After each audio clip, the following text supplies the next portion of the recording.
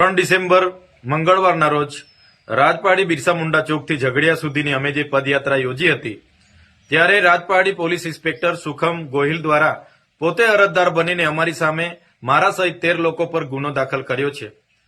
ત્યારે અમે પોલીસ વિભાગને કહેવા માંગીએ છીએ એ પદયાત્રા માટે 30 નવેમ્બરના રોજ અમે કલેક્ટર અને એસપીને જાણ કરી હતી અને પ્રાંત અધિકારીને પણ અમે પરવાનગી માંગી હતી।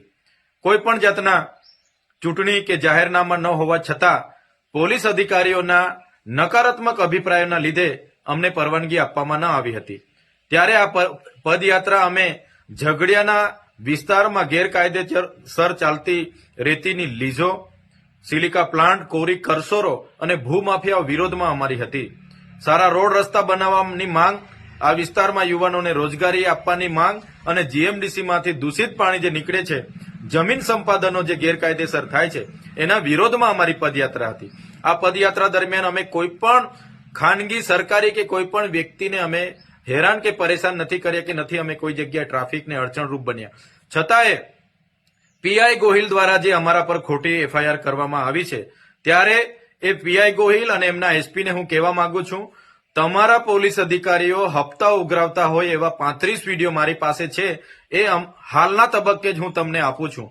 તમે એ લોકો પર કાર્યવાહી કરો અને તમે જે અમારા પર ખોટી એફઆઈઆર કરીને અમારો અવાજ દબાવવાની વાત કરી છે, આ અવાજ સંવિધાનનો અવાજ છે, આદિવાસીનો અવાજ છે, આ અવાજ ભરૂચની જનતાનો અવાજ છે।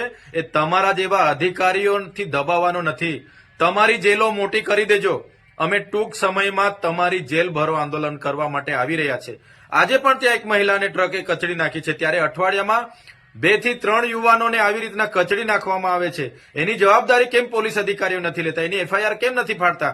ત્યારે અમે ભરૂચની જનતા સાથે છે।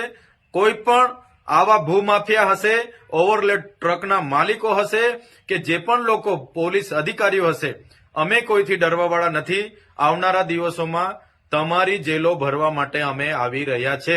જેલોની સંખ્યા અને સાઈઝ તમે વધાવી દેજો।